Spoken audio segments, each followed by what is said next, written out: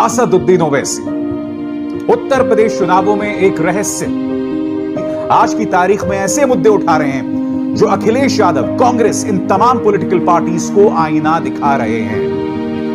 वो 1980 के एक घटना की याद दिलाते हैं जहां ईदगाह के मैदान में हुई फायरिंग में बकौल ओवैसी 300 मुसलमान मारे गए। क्या तुमको याद है कि 13 अगस्त 1980 ईद का दिन ईदगाह में पुलिस की फायरिंग हुई थी मुरादाबाद में? कितने लोग मारे गए? 300 मुसलमान मारे गए। कासगंज में 21 साल के अल्ताफ को पुलिस ले जाती है और लौटती है उसकी लाश। पुलिस एक वाहियात तर्क देती है कि अल्ताफ ने नल की टोटी में अपने जैकेट से निकले नाड़े को बांधकर फांसी दी। भाई अगर तुम मुरादाबाद में बैठ कर ये समझ रहे हो कि नहीं कासगंज में हुआ, मुझे उससे क्या करना है, अगर तुम उस बच्चे के गम को अपने सीनों में महसूस नहीं करोगे तो मुझे शक होगा तुम्हारे मुसलमान होने का। तुम कहता है कि जब मुसलमान के घर को तोड़ा जाता है तो ना किले बोलेंगे, ना कांग्रेस बोलेगी, ना बीएसपी बोलेगी, सब कानून बैठे रहेंगे। और अगर कोई एहतजाज बुलंद करता है, कोई सच्चाई का बयान करता है तो उससे कहा जाता है ये मुसलमानों के वोट काटने आया, ये पीठी। कि इस देश का बंटवारा जिन्ना और कांग्रेस की वजह से हुआ और दोष मढ़ा जाता है मुसलमानों के ऊपर। हम मुसलमानों ने, बकौल ओवैसी, मुसलमानों ने तो अपनी तो उसकी जिम्मेदार कांग्रेस पार्टी है, उसके जिम्मेदार वो तमाम उस वक्त के कायदीन है। हम जिम्मेदार नहीं है, हमने कभी पाकिस्तान को नहीं माना। अरे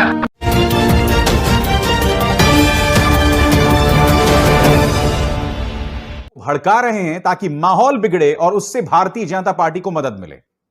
मगर हकीकत यह भी है दोस्तों कि असदुद्दीन ओवैसी आज की तारीख में ऐसे मुद्दे उठा रहे हैं जो अखिलेश यादव, कांग्रेस, इन तमाम पॉलिटिकल पार्टीज को आईना दिखा रहे हैं। मैं एक एक करके आपके सामने तमाम तस्वीर पेश करने वाला हूं इस शख्सियत के बारे में और उत्तर प्रदेश में उनकी क्या भूमिका होने वाली है। सबसे पहले मैं रुख करना चाहूंगा मुरादाबाद में उनकी रैली का। मैंने उनके भाषण सुना और मेरा ध्यान कुछ चीजों की तरफ गया। सबसे पहले आप सुनिए उनके भाषण का यह हिस्सा। वो 1980 के एक घटना की याद दिलाते हैं जहां ईदगाह के मैदान में हुई फायरिंग में बकौल ओवैसी 300 मुसलमान मारे गए थे। और वो ये कहते हैं कि अगर आप अपने इतिहास को भूल जाओगे तो आपका भविष्य भी उसी गर्त में घुस जाएगा। आज मेरा एक सवाल है, असदुद्दीन ओवैसी इतिहास की एक हिंसक घटना को आखिर क्यों याद दिला रहे हैं? इसका मकसद क्या है? आखिर क्यों इतिहास के काले अध्याय को वो पीछे नहीं छोड़ना चाहते और चाहते हैं कि मुसलमान उसे याद रखे? मैं पहले चाहूंगा कि आप उनके इस पूरे बयान को सुने और फिर मैं उसकी चर्चा करूंगा। क्या तुमको याद है कि 13 अगस्त 1980 ईद का दिन ईदगाह में पुलिस की फायरिंग हुई थी मुरादाबाद में? कितने लोग मारे गए? 300 मुसलमान मारे गए थे। 300 मुसलमान मारे गए थे। यानी अंग्रेजों के जमाने में जनरल डायर ने किया था तो उस वक्त कांग्रेस की सरकार ने 1980 13 अगस्त को 300 मुसलमानों को शहीद कर दिया गया था। मेरे अजीज दोस्तों और बुजुर्गों, ये वाकये को इसलिए याद दिला रहा हूं कि नौजवानों को अपनी तारीख याद रखना है। अगर तुम तारीख भूल जाओगे तो तारीख दोहराएगी, याद रखो। मैं डराने के लिए नहीं कह रहा हूं, जो कौम तारीख को भूल जाती है तो तारीख उसको दोहराई जाती है कि देखो ऐसा हुआ है और होगा। तो इसीलिए बताने का मकसद ये है कि उस वक्त भी जब ये वाकया हुआ था 13 अगस्त 1980 का, उस वक्त भी अखबारों में लिख दिया गया, बड़े बड़े अखबारात में, कि मुसलमानों ने पत्थर फेंके। अगर असदुद्दीन ओवैसी का यह तर्क सही है कि हम अपना इतिहास नहीं भूल सकते, तो फिर तो भारतीय जनता पार्टी रामलला पर जो गोलियां चलाई गई थी, अगर उसके नाम पर वोट हासिल करती है तो कौन सा गलत करती है? भारतीय जनता पार्टी अगर इतिहास में हुई घटनाओं का बार बार जिक्र करके वो वोट हासिल कर रही है तो क्या गलत कर रही है? तो फिर क्या फर्क हुआ भारतीय जनता पार्टी और ओवैसी के बीच में? क्योंकि बीजेपी तो एक कदम आगे है ना। वो तो मुगलों को भी याद रखती है कि मुगलों ने किस तरह से हिंदुओं पर अत्याचार किया, जबरन धर्म परिवर्तन कराया, सिखों पर अत्याचार किया, क्योंकि बीजेपी तो वहां पहुंच जाती है। मैं यह समझना चाहता हूं कि अगर कोई घटना हम में तनाव पैदा कर रही है, कड़वाहट पैदा कर रही है, उस घटना को दोबारा लाने का क्या मकसद है, उस जख्म को कुरेदने का क्या मतलब है, यह मैं समझ नहीं पा रहा हूं ओवैसी साहब। आगे सुनिए। वो ऐसा इसलिए कह रहे थे क्योंकि वो हमें याद दिला रहे थे अल्ताफ की घटना की। और जैसे कि आप जानते हैं कि कासगंज में 21 साल के अल्ताफ को पुलिस ले जाती है और लौटती है उसकी लाश। पुलिस एक वाहियात तर्क देती है कि अल्ताफ ने नल की टोटी में अपने जैकेट से निकले नाड़े को बांधकर फांसी लगा ली। बहुत ही वाहियात तर्क। और आप जानते हैं दोस्तों, उस मुद्दे पर मैंने एक नहीं दो कार्यक्रम किए हैं, मुद्दा उठाया है। और मैं ये मानता हूं कि अल्ताफ को इतनी आसानी से उत्तर प्रदेश पुलिस ने टारगेट इसलिए भी किया क्योंकि वो मुसलमान है। और जैसे कि आप जानते हैं, आदित्यनाथ की सरकार में मुसलमानों को टारगेट करना कितना आसान है, मगर उससे बड़ा है वो इंसानियत का मुद्दा। मैं चाहूंगा कि आप सुने ओवैसी क्या कहते हैं। ओवैसी कहते हैं कि अगर अल्ताफ की घटना से आपके दिल में दर्द ना हुआ तो आप मुसलमान हैं। मैं चाहूंगा पहले आप उनका यह बयान सुनिए। क्या यह बयान भड़काऊ है? क्या यह बयान जो है वो भावनाओं के साथ खेलना है? मैं ये निष्कर्ष आप पर छोड़ता हूं, मगर मैं अपनी जो उस पर व्याख्या है बाद में करूंगा। सुनिए ओवैसी साहब को। वो आपका बेटा है मेरे भाई, वो आपका भाई है, वो आपका बेटा है, आपका भाई है। अगर तुम मुरादाबाद में बैठकर ये समझ रहे हो कि नहीं कासगंज में हुआ, मुझे उससे क्या करना है, अगर तुम उस बच्चे के गम को अपने सीनों में महसूस नहीं करोगे तो मुझे शक होगा तुम्हारे मुसलमान होने का। तुमको उसका दर्द महसूस करना पड़ेगा, क्योंकि रसूलुल्लाह सल्लल्लाहु अलैहि वसल्लम ने फरमाया कि मोमिन कौन है? मोमिन वो है अगर किसी के पैर के तलवे में अगर कीड़ा लगता है तो मोमिन वो है जो अपने सीने में उसकी तकलीफ को महसूस करे। ओवैसी साहब, अगर आप ये कहते ना कि अल्ताफ की घटना से अगर तुम्हारे अंदर दर्द पैदा नहीं हुआ तो तुम इंसान नहीं हो, अगर आप ये कहते ना तो मैं खुद उसकी तालियां बजाता, उस पे तालियां बजाता आपके उस भाषण पर। मगर आपने उससे मुसलमान तक सीमित रख दिया, जिससे यह पता चल जाता है, कम से कम जो आपके दो बयान अभी अभी मैंने अपने दर्शकों को सुनाए हैं, कि आपका मकसद बहुत साफ है, किसी भी कीमत पर मुस्लिम वोट को हासिल करना, उसकी भावनाओं के साथ खेलकर या ऐसे बयान देकर जिससे उसकी भावनाएं जागृत हों। और आपको कुछ और चीजों पर गौर करना पड़ेगा। गौर कीजिए कि असदुद्दीन ओवैसी ने अपना चुनावी अभियान कहां से शुरू किया था? असदुद्दीन ओवैसी ने अपना चुनावी अभियान अयोध्या से शुरू किया था।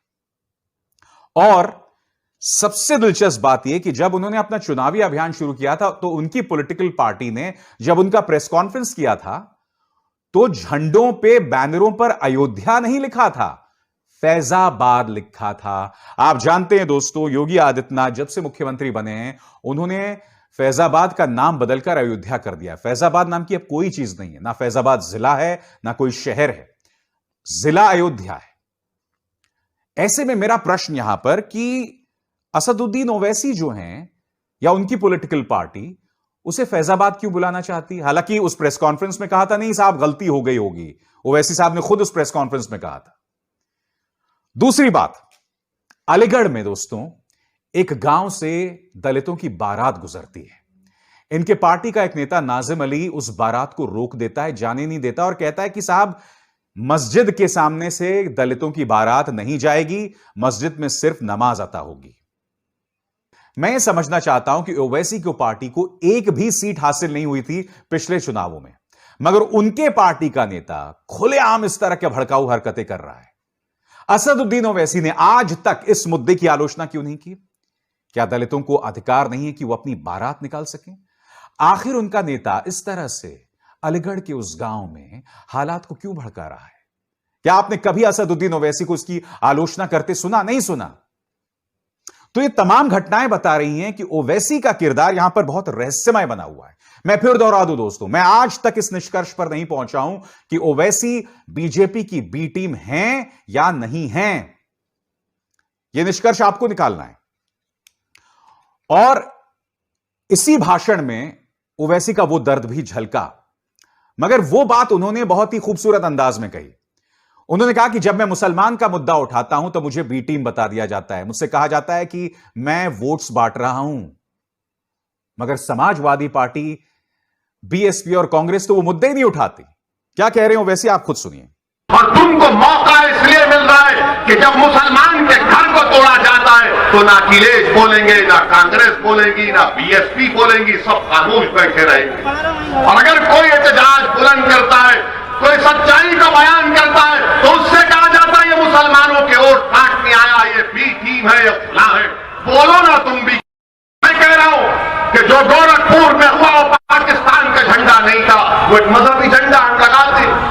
मिलाद का जुलूस निकलता, हरा झंडा रहता है, तो क्या पाकिस्तान का झंडा है? पाकिस्तान का झंडा भी नहीं जानते, मगर नफरत फैला दी गई।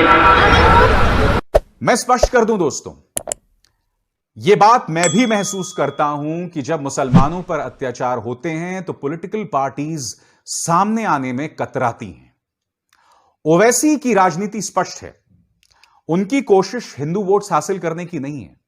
मगर समाजवादी पार्टी जैसी पॉलिटिकल पार्टीज जो कि मुख्य प्रतिद्वंद्वी हैं, वो जानते हैं कि अगर वो मुसलमान वाले मुद्दे को ज्यादा तूल देंगे तो समाज में ध्रुवीकरण पैदा होगा। ध्रुवीकरण पैदा होगा तो आप जानते हैं फायदा किसको होने वाला है, क्योंकि राज्य के अंदर अगर 20% या 15% मुसलमान हैं तो 85% हिंदू हैं या 80% हिंदू हैं। और ऐसी किसी भी सूरत में जहां हिंदू और मुसलमानों के बीच तनाव होगा, जहां भारतीय जनता पार्टी हिंदूवादी राजनीति करती है, तो फायदा तो बीजेपी को होगा। तो यहां पर समाजवादी पार्टी ऐसी पार्टियों का धर्म संकट समझा जा सकता है। मगर जैसे कि मैंने कार्यक्रम में कहा कि ओवैसी कुछ अहम मुद्दे जरूर उठा रहे हैं। मसलन जिन्ना को लेकर विवाद हुआ। अखिलेश ने अपने एक भाषण में जिन्ना का जिक्र किया। भारतीय जनता पार्टी ने उनके भाषण को तोड़ मरोड़ कर पेश किया कि अखिलेश जो हैं स्वतंत्रता संग्राम में जिन्ना के योगदान की बात कर रहे हैं। ओवैसी ने एक बहुत खूबसूरत बात कही दोस्तों। वो कह रहे हैं कि सच तो यह है कि इस देश का बंटवारा जिन्ना और कांग्रेस की वजह से हुआ और दोष मढ़ा जाता है मुसलमानों के ऊपर। हम मुसलमानों ने, बकौल ओवैसी, मुसलमानों ने तो अपनी जमीन को चुन लिया, अपने देश को चुन लिया, फिर आप मुसलमानों पर इसका दोष क्यों मढ़ते हैं? क्या कह रहे हो वैसे आप खुद सुनिए। कहा जाता है भारत के मुसलमानों से कि पाकिस्तान बना तो हमारी वजह से बना। मैं चैलेंज करता हूं संघ परिवार के लोगों से, बीजेपी के लोगों से, या फिर ये समाजवादी पार्टी के जो लोग तारीख को नहीं पढ़ते। भारत का अगर बंटवारा हुआ तो मुसलमानों की वजह से नहीं, भारत का बंटवारा हुआ तो जिना की वजह से हुआ। उस वक्त मुसलमानों को वोट डालने का इख्तियार नहीं था, वही मुसलमान वोट डाल सकता था जो सरमायादार था या नवाब था या उसके पास इतनी जमीन थी या उसके पास कोई डिग्री थी। मुसलमानों को इल्जाम खड़ा करना भारत के दो टुकड़े का ये सारा